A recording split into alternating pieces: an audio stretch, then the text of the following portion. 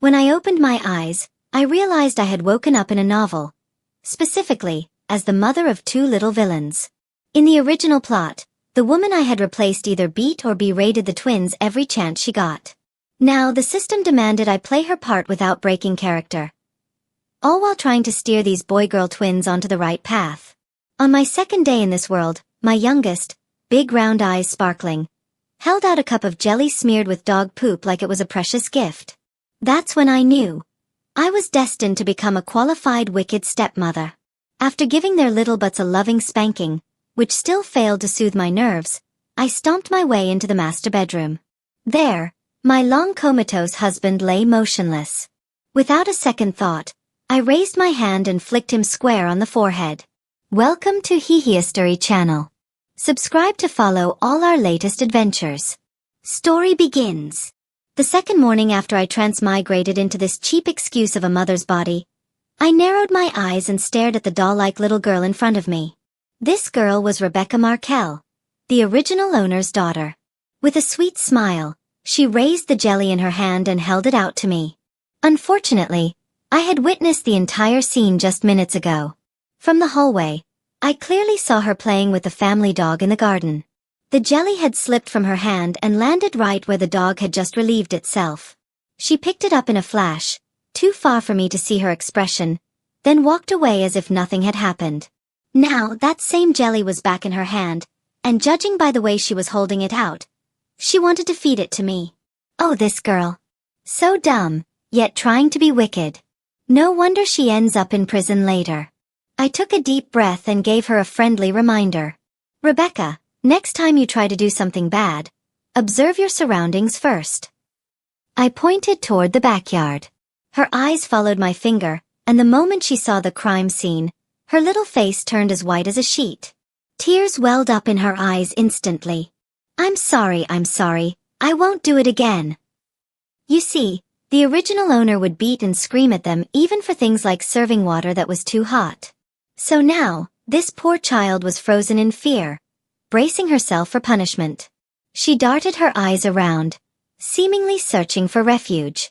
Just then, a small boy came rushing in. Wearing a school backpack, he hadn't even changed his shoes. He shielded his trembling sister behind him and stared at me with fierce distrust. This was the original owner's eldest son, Merlin Markel. And in the story, the future big villain. Traumatized from childhood, emotionally numb, and obsessed with protecting his sister.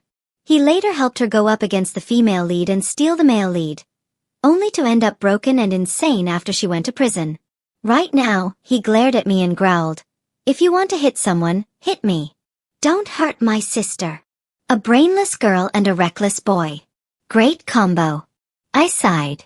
Yesterday you insulted me. Today your sister tried to feed me dog poop. With a pleasant smile, I rolled up my sleeves and said, "Well, your mom just so happens to know a little martial arts." After delivering a loving lesson to their behinds and sending them to face the wall in reflection, I still couldn't cool down. So I stomped my way to the master bedroom and stood before my handsome, motionless husband. Unable to resist, I gave his pretty face a light slap. Lying on the bed like a wax figure, he looked perfect, but utterly inaccessible. My comatose husband, Edward Markel. After a bit of casual poking and prodding, I finally retracted my hand in satisfaction. Sitting on the edge of the bed, I complained to him, "Don't act like the victim here. Your daughter tried to feed me dog poop. If a child is out of line, the father's to blame. I can't actually beat them up properly, so someone has to take the hit, or I won't sleep tonight." I tilted my neck and looked at him. Of course, I'm not a tyrant. If you think I'm being unreasonable, feel free to speak up. Silence. Didn't say anything? Thought so. You're reasonable. I nodded to myself, very satisfied. For some reason, the air suddenly turned icy. A chill prickled down my spine. I shivered and added, "Anyway, don't worry. I'm not going to let these kids grow up twisted." I had to complete this mission if I wanted to return to my own world. When I get back, I'll take that reward money and go chase celebrities around the globe. Who needs a day job? With that empowering thought, I puffed up and marched out of the room. Downstairs, dinner was already on the table. Only one place was set. Mine.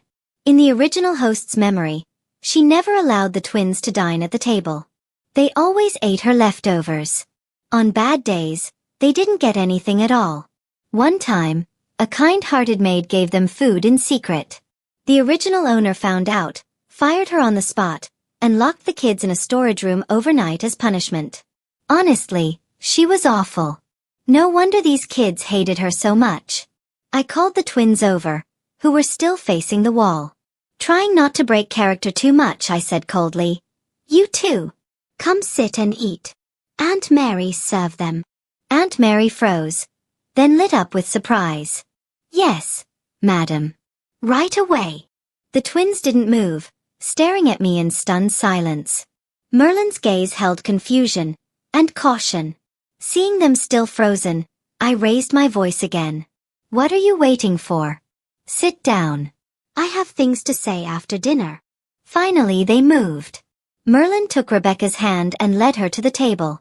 As they sat down, their every movement was tense, their eyes wary. Aunt Mary set down their food. They awkwardly picked at it with their chopsticks. I pretended to be annoyed. "Aunt Mary, it's too noisy." She caught on immediately and switched to using serving utensils to help them. I watched as I ate. For Rebecca, she gave shrimp and a bowl of pumpkin soup. For Merlin, chicken wings. They ate quietly, sneaking glances at me the whole time, only relaxing when they saw I wasn't reacting. They cleaned their bowls completely. When they finished, I spoke slowly. "If you're so scared of me, then from now on, you're eating at this table with me." Heh, I'm a genius. What a clever excuse to get them eating at the table. One step closer to completing my mission. At night, I lay on a $300,000 bed, listening to the same daughter who'd tried to feed me dog poop jelly earlier that day, stumbling through a bedtime story. She stared hard at the page and frowned. "Mommy, I don't know this word." I went quiet for a moment. Right. She was only 5. Of course she didn't recognize every word yet. "Forget it, I'll read to you." I tucked her in and stared at the ceiling as I began telling her a twisted version of a fairy tale. Once upon a time, there was an unlucky little girl. After her mother passed away, her stepmother moved in with her own children. Her father didn't love her, and her stepmother didn't care. The girl, once a pampered heiress, was reduced to a housemaid, scrubbing and sweeping all day. Then one night at a ball, she danced with the prince and fled before midnight, accidentally leaving behind a crystal shoe. The lovesick prince picked it up and announced the next day that he would marry the girl who fit the shoe. Her stepsisters tried to force their feet in, even slicing off toes and heels to make it fit, but the blood gave them away. In the end, a flock of ravens attacked them. You want to know what happened next? Their bodies were picked clean, leaving only bones. Even I shivered a little at my own storytelling. I turned to see Rebecca's reaction. To my surprise, she looked absolutely fascinated. "What a strange little thing. You're not scared?" I asked. She chirped in her sweet little voice, completely unfazed. "Cinderella's good, the sisters were bad. What happened next?" I continued. Then, the shoe fit perfectly on Cinderella's foot. Rebecca frowned and spoke softly. "But it was full of blood. How did she wear it? That's not sanitary." I went quiet again. If this were a cartoon, crows would have been flying over my head. Maybe she used a shoe cover. Doesn't matter. What's important is, the shoe fit. The prince knew she was the one, so they got married and lived happily ever after. Rebecca looked thoughtful. Did the prince love the shoe or the girl? I blinked at the unexpected question. Was Cinderella the only one who could fit the shoe? What if someone else could? I paused, then answered honestly, "I don't know. That depends on the kind of ending you want it to have." She rested her chin in her hands, lost in thought. "All right, story time's over," I said as I reached for the lamp. "Close your eyes and go to sleep." Once the lights were out, the silence grew sharper. I heard a soft rustle next to me, then stillness. A little voice piped up, gentle and cautious. I get to sleep with you tonight, right? But I was more curious about something else. I asked, "Who am I?" She hesitated, then answered in a tiny whisper, "Mommy." "But, you said I wouldn't let you or your brother call me that." I cut her off. "From now on you can. Otherwise, I'll make you eat more vegetables." Had to toss in a threat or two to maintain the evil stepmom act. The system had warned me, if my true identity was discovered, the mission would be an automatic failure. After a while, she murmured again, "Mommy." I replied with a cold, but inside my heart was a puddle of melted goo. Oh my God. Human children are adorable. So easy to win over. So soft. So cute. The room grew quiet. Her breathing evened out. A crack of light crept in as the door gently opened. Then it closed again. I caught a glimpse of a small shadow slipping away, and couldn't help but smile. Turning on my side, I looked at Rebecca's tiny sleeping face. I remembered something from the original book. Something she said after being imprisoned. She said she had always envied the female lead for having a warm, loving family. Her childhood wish had been simple. For her mother to hold her at night and read her a story. The heroine's existence had opened her eyes to what life could have been. Meanwhile, she and her brother had spent years being abused by their biological mother before finding any peace. That deep envy eventually led her down a dark path. She wanted to destroy the heroine's happiness. But tonight, without breaking any rules, I had quietly granted her wish. Satisfied, I closed my eyes. And sometime after I drifted off, a pair of bright eyes slowly opened in the dark. She stared at me for a long time, then reached out and gently grabbed my hand. "Mommy. You really are my mommy." Being a stepmother isn't easy. When the kindergarten called, I was mid-workout, jumping through a fat-burning routine. The moment I hung up, I rushed upstairs to change and flew out the door. The little rascal had gotten into a fight at school. By the time I burst into the office, the other kid's mom was in full outrage mode, demanding answers. The moment she saw me, her eyes locked on mine like a heat-seeking missile. I scanned the room quickly and zeroed in on my target. Merlin Markel stood near the edge of the room, head lowered. His whole posture radiating that quiet, withdrawn kind of loneliness. He looked pitiful. I walked over and crouched down in front of him, asking softly, "What happened?" He slowly looked up, met my eyes for a brief 2 seconds, then lowered his gaze again without saying a word. But I didn't miss the flicker of surprise in his eyes. His fingers clenched the edge of his shirt, clearly torn, flustered. A woman stepped up and pointed a finger straight at me, hostility written all over her face. "You're his mother, aren't you?" I turned slightly to face her and nodded calmly. "Yes, I am." The moment I admitted it, her voice shot up several octaves. "Your son hit my son. What are you going to do about that?" How was I going to handle it? I turned to the principal standing nearby. "Excuse me, could we take a look at the surveillance footage, please?" The principal quickly brought up the video and handed me the tablet. Sure enough, Merlin had thrown the first punch. The woman's voice rang out triumphantly. "See? Your son hit first. What kind of parenting is this? So uncivilized." I frowned, already annoyed. "Ma'am, with all due respect, let's be clear. Just because he threw the first punch doesn't mean he started the problem. If we were going to settle things by who could yell the loudest, then this entire room combined still wouldn't stand a chance against me. I've been winning fights with village aunties since I was 12. That record's bulletproof." "You?" The woman's eyes bulged with fury. "Well, no wonder your kid has no manners. With a mother like you, the apple clearly didn't fall far from the rotten tree." I ignored her shrieking and turned back to Merlin. I squatted down to meet his eyes.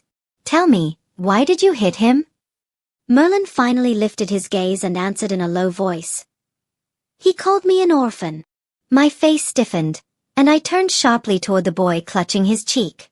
The woman immediately stepped in front of her son protectively. I straightened up and said coldly, "You heard him. Your son said something vile, and my son retaliated." The woman scoffed, arms crossed. It's normal for kids to argue. That doesn't give anyone the right to get physical. Then make your kid apologize. Why should he? She snapped, yanking her kid forward. Look at his face. Apologize? No way. At best, we call it even. I narrowed my eyes. Let me ask one more time. Is he going to apologize? She sneered. Not a chance. I took a deep breath. Okay. So we're not being reasonable today. Well then. Time to show her I, too, have a few tricks up my sleeve. I pulled out my phone and made a quick call. Expose everything. Now. The woman glanced at her phone, and her smug expression crumbled. Her hands began to shake as her face drained of all color. I gave her a leisurely smile. My. You really had the nerve to call someone else an orphan? Your son's a literal bastard. His father's name is blank on the birth certificate, isn't it? Oh, and by the way, your husband's actual wife probably knows by now. I wonder if she's coming for you. Or for him first. I gave her a little wave. Good luck. She was completely out of cards. She grabbed her kid and practically bolted. Now that's what I call even. I turned to Merlin and gave him a satisfied grin. Come on. Let's go home. No school for you today. In the car I said, you did good today. If someone insults you, talk back. If you can't win with words, use your fists. Just don't let yourself be bullied. Got it. Merlin straightened up, shoulders relaxing slightly. He gave me a curious look. You never used to be like this. He was right. The original owner of this body had been cold. Cruel even. Now, while I still pretended to be harsh, the kids could sense the shift. I frowned. So what? He opened his mouth, then closed it again. Watching his reaction, I sighed internally. The original woman had been garbage. Who treats their own kids like that? I asked. Merlin, who am I? He looked at me for a long while, then said, You're my mom. I nodded. Exactly. I'm your mom. So of course I'll defend you. His eyes widened slightly. Realizing I might have sounded too soft, I quickly sat up straighter and said in a colder tone, mainly because it's embarrassing to let someone mess with my kid. I've got a reputation to uphold. When he didn't respond, I added more forcefully. Did you hear me? We don't pick fights, but if someone picks on you, fight back. Merlin's fists clenched and unclenched, emotions flickering in his eyes.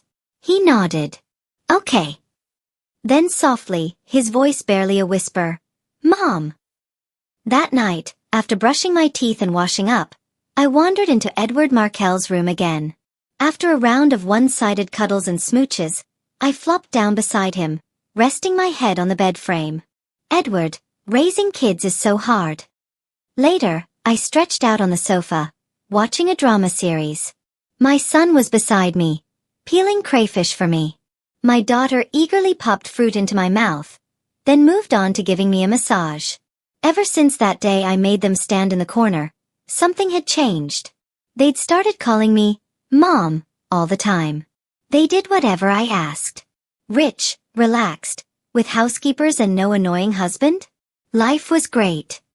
Days went by, and soon it was time for the school's parent-child sports day. I was lounging on the sofa, staring at the ceiling when I asked seriously, Do we need to wheel your dad over for this? My son, who was peeling sunflower seeds for me, froze mid-motion. Rebecca popped a grape into my mouth and looked at me curiously. Why would we wheel Daddy over? I chomped on the grape and replied matter-of-factly, Because he can't walk on his own. Silence fell like a blanket. In the original story, the villainous dad never did wake up. After both kids were gone, nobody paid the hospital fees, and they unplugged his oxygen. Game over. I let out a long sigh. How about I find you guys a new dad? Merlin said nothing. Rebecca, on the other hand, immediately scooted closer and protested. No. If you get a new dad, what about our real daddy? I pondered for a moment and had a great idea. Tell you what. Go ask your dad. If he stays silent, that means he agrees. Merlin grabbed his eager little sister before she could run off and gave me a deadpan look. Mom, stop teasing her. At the school sports day, I showed up hand in hand with Rebecca Markel. We were both wearing brand new athletic wear. In preparation for the big day, I'd secretly been hitting the gym for weeks. I might not be the most crafty mom, but what I lacked in skill, I more than made up for in raw strength. And that strength paid off during the name tag battle. Each child had a tag on their back, protected by their parent. The last one left standing would be the winner. The moment the whistle blew, I scooped up my daughter and darted left and right, using my body to block other parents. Merlin Markel jumped in too, stealthily yanking off a few tags himself. He started getting really into it. Eventually, only 2 players were left standing. Me and a broad, hulking dad. I glanced at his brawny frame, then looked down at my own. Carefully I offered, how about, we let the kids finish it? He scratched his head and gave me a sheepish grin. Sounds fair. So the final match was left to the kids. Despite being smaller, Merlin Markel was smart. He used momentum and leverage to his advantage. In less than a few minutes, he'd snatched the tag right off the other boy. Rebecca jumped up and cheered at the top of her lungs. Wow! Big brother won. You're amazing. I rushed forward, threw my arms around Merlin, and gave him a huge smacking kiss on the cheek. That's my boy. His entire face turned scarlet. He looked away shyly, but the grin tugging at the corner of his lips gave him away. Next was the mother's sprint. Simple rules. Whoever crossed the finish line first, won. As I stretched on the sidelines, I waved at the 2 little ones. Don't worry, Mommy's about to bring home another championship. The whistle blew. We lined up, crouched down, and took our marks. Bang! The race was on.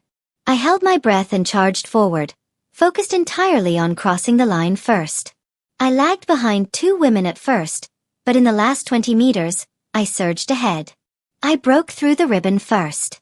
The kids ran over, throwing their arms around me as I collapsed, panting. Mommy, we won. I smirked. Of course we did. Told you, your mom's got power for days. Standing on the podium, Merlin Markel held his head high and proud. I couldn't help but laugh. To celebrate, I treated them to every kid's favorite delicacy, McDonald's.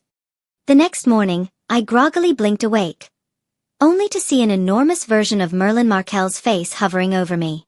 I nearly jumped out of my skin. I bolted upright. You're awake? Oh hell no. The vegetative husband was awake. Edward Markel gave me a gentle smile and reached for my hand.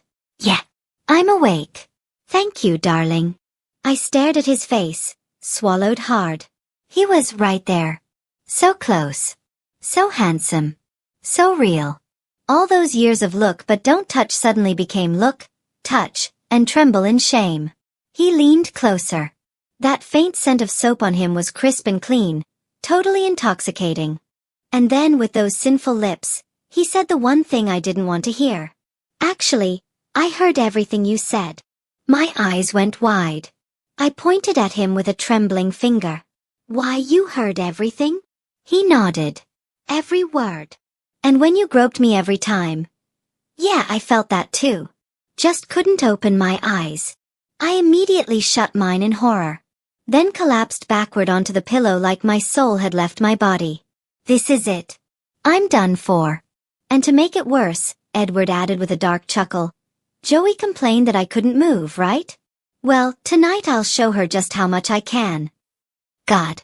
That low, sexy voice saying that kind of thing? I was ready to burst into flames. I buried my face in my hands. Just let the world end already. He pulled my hands away with a smile. Come on now. If you hadn't riled me up so much, how else could I have woken up this fast? Please stop talking, I begged, nearly in tears. He chuckled, full of affection. All right. Let's go down and eat breakfast with the kids. My face was on fire as I helped him out of bed and guided him downstairs.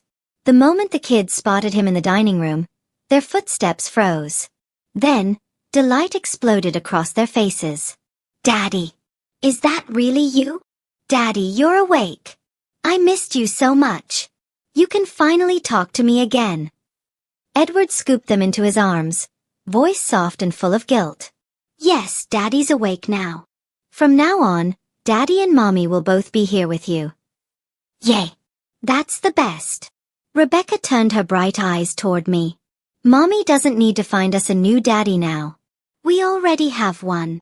Merlin quickly slapped a hand over her mouth. Rebecca. Edward looked at me, amused. New daddy, huh? I laughed awkwardly. Kids say the darndest things. Misunderstanding. Haha. Let's eat. Breakfast. The kids clung to Edward, one on each side, and we shared the most heartwarming breakfast ever. After the meal, they pulled him away, eager to fill him in on everything he'd missed. Later, Edward and I sat side by side on the living room couch. I rested my head on his shoulder as we watched the kids build with blocks on the floor. He seemed overwhelmed by the moment. His voice, hoarse with emotion, murmured over my head. Thank you. I reached up blindly, trying to find his cheek. A large warm hand gently guided mine to his face. He really gets me. I rubbed his cheek with a grin. It wasn't hard. With a sweet son, a darling daughter, and a rich, devastatingly handsome husband, this felt like a dream come true. Then, he nervously asked, can we raise them together? Properly.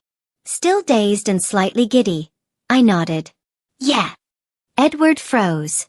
Then, joy burst across his face. He pulled me into a tight hug. Welcome back to me, darling, he said, voice cracking. I blinked, a little thrown. That line sounded oddly loaded. But I didn't think too much of it.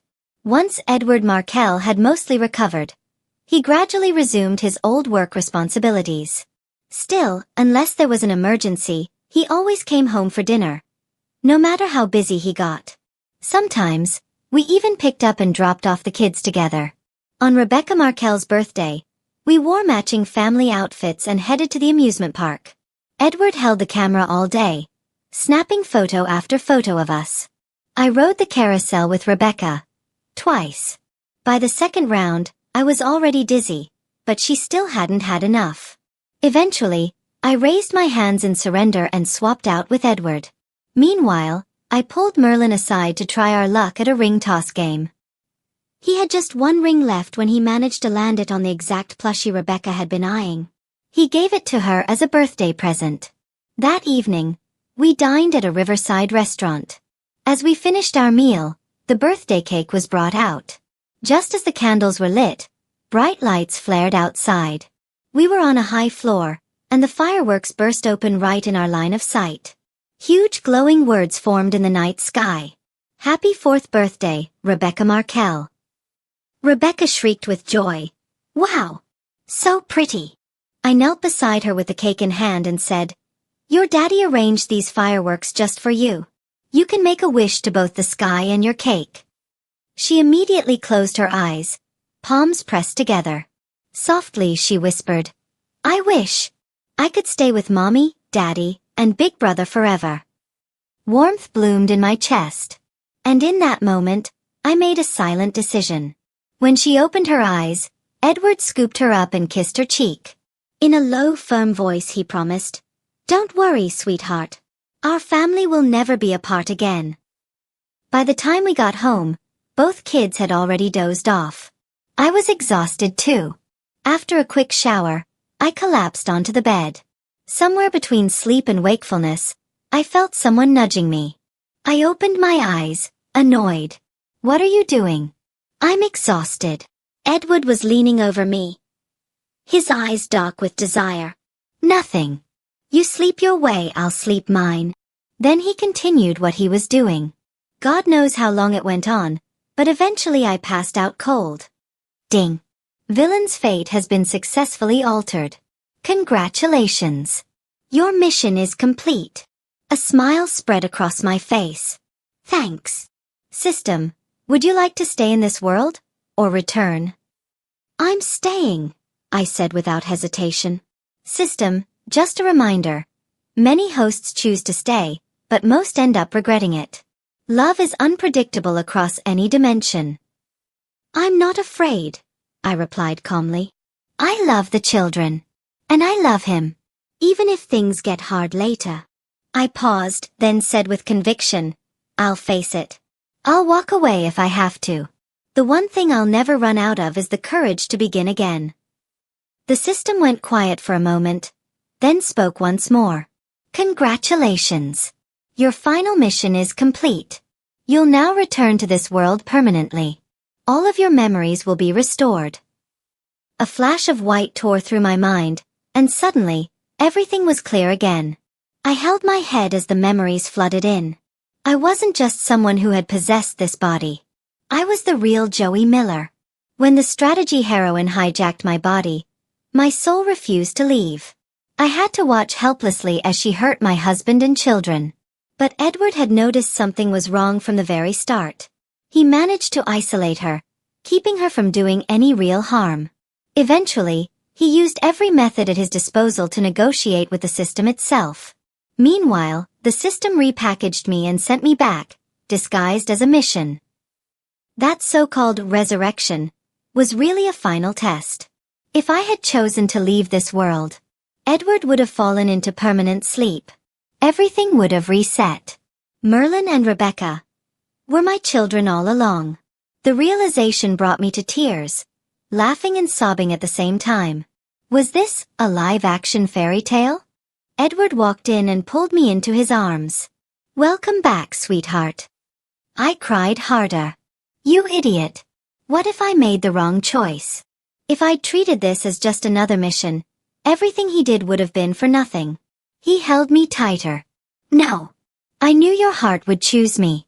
Just like you've always been my first choice. He wiped away my tears. Now pull yourself together. We still have to pick up the kids. It's Rebecca's first day of school. You don't want to show up all red-eyed, do you? I snuggled into his chest, whispering, Edward Markel, I love you so much. He smiled and gently rubbed my back.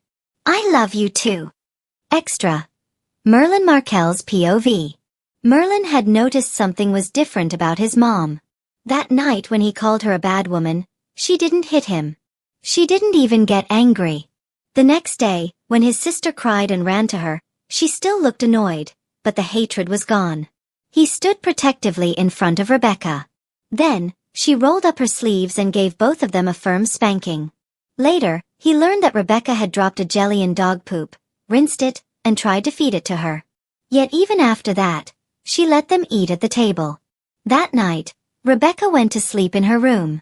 Merlin, uneasy, had crept out and stood at the woman's door. Through the small crack, he heard her say they could call her Mommy again. She'd banned them from using that word for a long time. He quietly closed the door, a strange feeling rising in his chest. She was changing. And the day he was called into the principal's office, he realized it for sure. That day, when William Smith called him an orphan, Merlin Markel finally snapped and gave him a proper beating.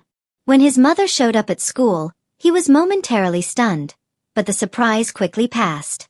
He watched as she stood up for him, demanded an apology from the other side, and when they refused, she hit back in her own unique way. The next day, William Smith never showed up to school again. On the way home, she told him, You did the right thing today.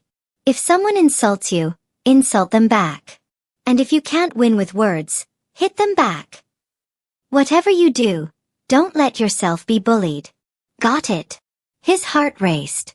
He glanced over at her, trying to figure out why she was saying all this. She merely said, cold as ever, that she didn't want him to embarrass her. But he knew that wasn't true. She was worried. Worried that he might be hurt out there, alone. She was still fierce, but she was changing. Because he knew now without a doubt, she was his real mom. Later, she even joined him for the school's parent-child sports day. Rebecca cheered from the sidelines while their mom ran and played in every event, determined to win him those big red ribbons. When he stood on the winner's podium, chest puffed with pride, he'd never felt luckier in his life. And then Dad woke up. He was over the moon. Even better, there was now one more person in the house to help take care of Mom. Extra. Rebecca Markel's POV. Rebecca liked Mommy again. That day, even though she got in trouble for doing something bad, Mommy only gave her a light punishment. That night, Mommy slept with her and told her a fairy tale. Okay, it was a weird story. She didn't like the prince. But Mommy still told it. And best of all, Mommy finally let them call her Mommy again. She was still fierce. But when she looked at Rebecca and Merlin, there wasn't that hateful glare anymore. Mommy let her wash fruit and give her massages. She loved serving Mommy. They played pretend together. They played Barbies. Rebecca was absolutely sure. This was her real mom. Then Daddy woke up too. She was so happy. Now they could all go to the amusement park together. And they did. Mommy held her on the carousel, even put a cute bunny ear headband on her. She was overjoyed. And today, they even took a full family portrait. Oh, and Daddy? Daddy always dragged Mommy back to their room really early and locked the door. Daddy's bad. Now Daddy hugs Mommy all the time. And Mommy doesn't even tell her scary bedtime stories anymore. Humph. Rebecca was really mad. But then Daddy bought her a mountain of Barbie dolls. And she forgave him. Later, Mommy asked her who she loved most. Daddy or Mommy? Rebecca beamed. I love Daddy, Mommy, and Big Brother. All of you. Extra. Edward Markel's POV. Edward Markel had realized almost immediately. Joey Miller was no longer herself. He didn't know what had taken over her body, or what its goal was. But he was terrified of hurting her physical form. So he kept the intruder confined to the villa. Eventually, through endless hypnosis and careful tests, he uncovered the truth. The system. He became desperate. Even wanted to destroy this world altogether. Then the system came to him and offered a deal. He fell into a deep, long sleep. He tried to wake up, but his eyes refused to open. He lost all sense of time. But one day, he heard her voice. His wife had taken to mumbling beside him. Sometimes while poking his face. Sometimes during long, rambling talks. The moment she started complaining again, his eyelashes twitched. Something about their daughter trying to feed her poop-stained jelly. Something about their son calling her a bad woman. Something about, if the child misbehaves, the father is at fault. Something about wanting to eat him? And then, calling him my sleeping husband. His eyelids fluttered. He wanted desperately to open them and see her face. But he couldn't. Not yet. She also had her low days. She confessed how hard it was to raise 2 children on her own. How, without money and connections, kindergarten politics would have chewed her up and spat her out. He felt guilty. If only he could be by her side again.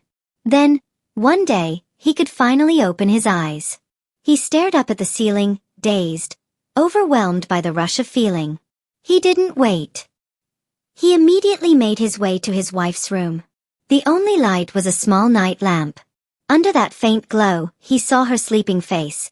So peaceful, so lovely. He couldn't help himself.